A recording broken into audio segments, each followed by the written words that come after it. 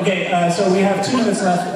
One little brain crack idea. You mentioned the TV shows where you have to come up with something different. Is screw the pooch there? I'll check my phone for notes while you guys because I have loads.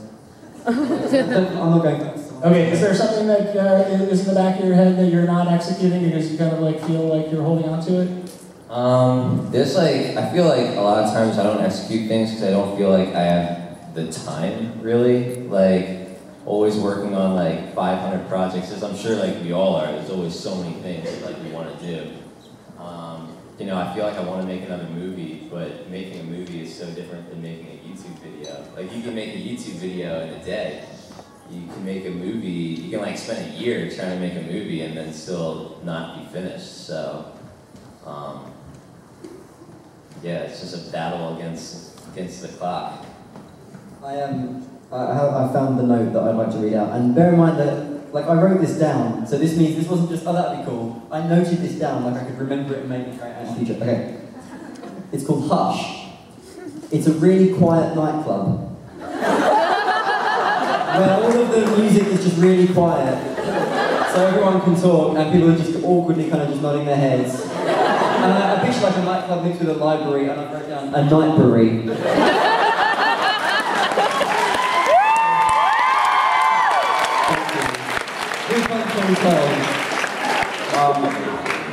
I've always got a bunch of them. This is one that I tweeted the other day and nobody got it. It's a joke app that you can install on your phone, and your camera will sense when the light turns green while you're Facebooking, so you freaking drive instead of sitting there at the light after it turns green, because I hate that. Mine would be, it's a site called I Love You This Much. And there's just a button on it that you press, and a small little character starts spreading his arms wider and wider really slowly. And, you know, like, the longer you press the button and just wait, the bigger it is. So you know if you got it and his arms were really wide, that somebody spent like 20 minutes just holding a button down for you. That's amazing!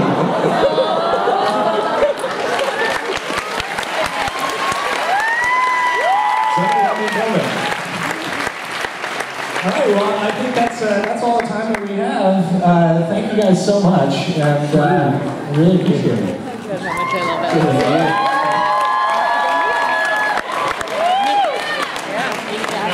How he's treating my Flareon. Yeah. Alright, let's go find a spot. Just all hugs out here. Just all hugs. And now I get to talk to Zay Frank for 10 minutes.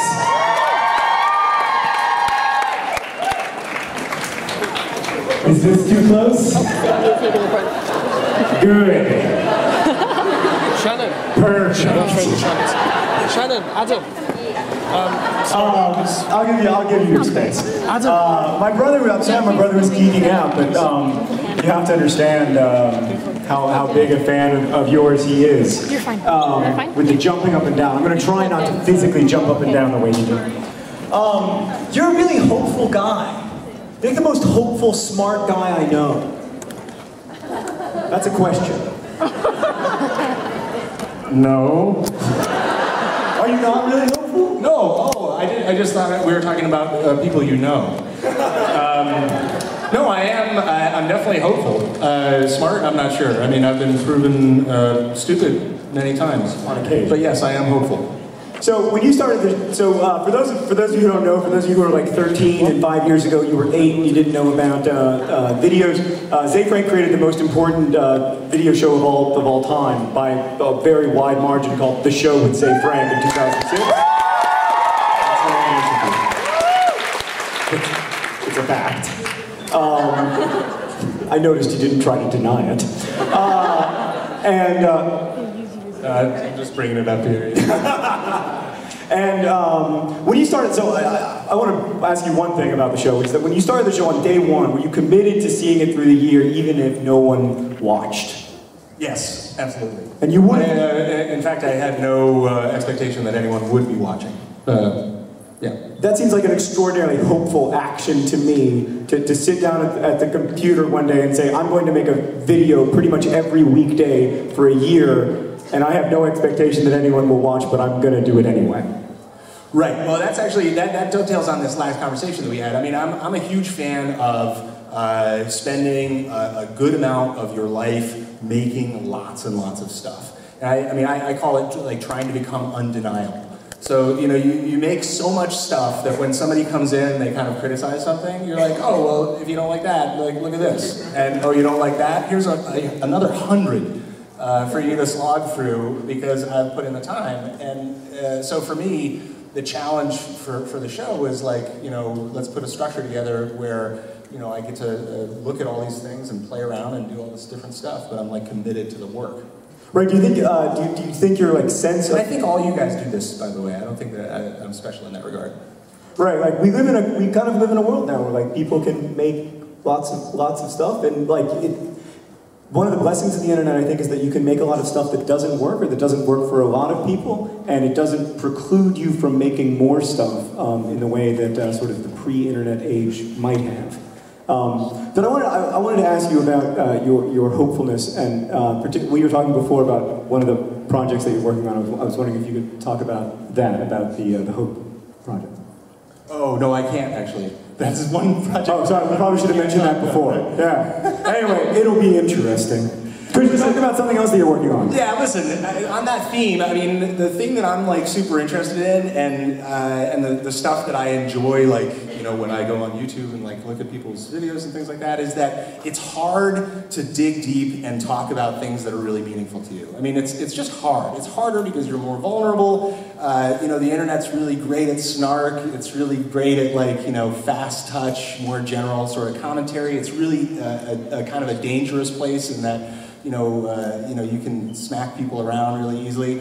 And so the things that I value are usually the things that are absent from places, and I think that we could use a lot more kindness, we could use a lot more thoughtfulness, hope, discussions around things like fear and courage and bravery, just like all the things that I think that we value when we're, you know, with the people that mean the most to us. So those are the kinds of projects that I'm like the most proud of, and you know, that's like what drives the Chill Out song, or all those things. And I think that that's like a really great place to start. I was talking to somebody out there who was talking about like, you know, when I do my videos, you know, I kind of like I get a little bit you know, inward into myself, but I think that that's actually the right approach. Is don't conceive of your audience as some kind of like thing that you have to generalize so that they get. Rather, like, you know, talk about the things that are super meaningful for you, and the people that resonates with are going to love it 20 times more than if you had like stayed light on it. Right, and wouldn't you rather have like 10 people who love something 20 times more than 200 people or 2,000 people who love something a little?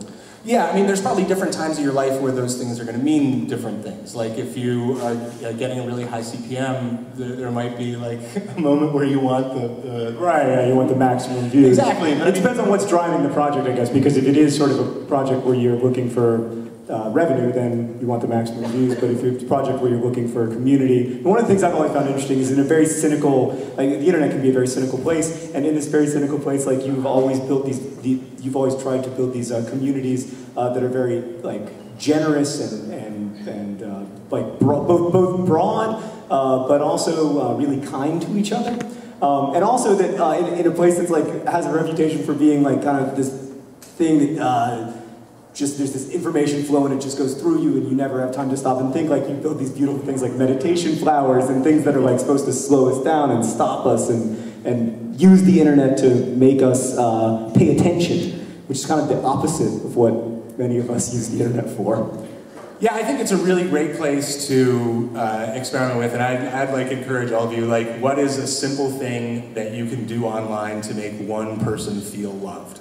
Like, you know, just try it. I mean, whether it's like, you know, crafting, taking a little bit of creative energy to craft like the perfect little Facebook wall post for somebody, like really putting the time in and just being like, I am going to hit you with a little love bomb right now. And I think it's so like, I think it's so worth it and wonderful to spend at least some of your creative energy doing that kind of stuff. Because we can get lost in like our perceptions of media, but I mean, there's a few things that really matter. So the two things that I would encourage you to check out, one is, if you have time, there's a site called youknowi.ly, You Know I Love You, where you can send anonymous I love yous to people.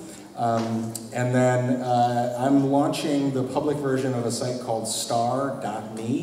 That's star.me. If you go to the page right now, you'll see a big DFTBA star and a place to put your email. And if you put your email in, we'll let you know as soon as it opens, and we'll give you a little present. So yeah, definitely check that out. Start.me is a really, really cool site. Like, it's basically a place to tell people that you care about that they're great. Yeah, exactly. It's a way of like saying you're awesome. It's funny. It's funny that you did this project because my wife and I were talking about something similar years ago. Because I did the dishes once, and I said I did the dishes. And she was like, okay. I like how you said you did the dishes once. No, like, okay. Like, you started this by saying years ago. I do the dishes, my point is I do the dishes every time, but this time I pointed out that I had done the dishes for the explicit purpose of hearing back, that's wonderful. What a generous thing that was that you did for me. And instead she said, what do you want, a ribbon? And I said, yes. Yes, and now it's real. Now you can have a ribbon. Now it's real. And now there's this way of like saying like, good on ya, I love you, you're great. DFTBA. DFTBA. Really awesome. Thank you guys so much. Thank you. Safe break, everybody. And one last thing for you guys. Those of you who are going to have like a little extra time today, there's a place called the Annenberg Museum of Photography right across the street, and it's free.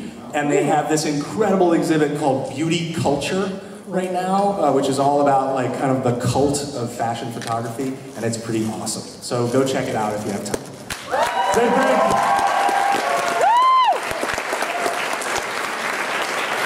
And now, my friends, you're going to go, I think, to your breakout sessions. It's going to be wonderful. And then we will reconvene here, and we'll see you then.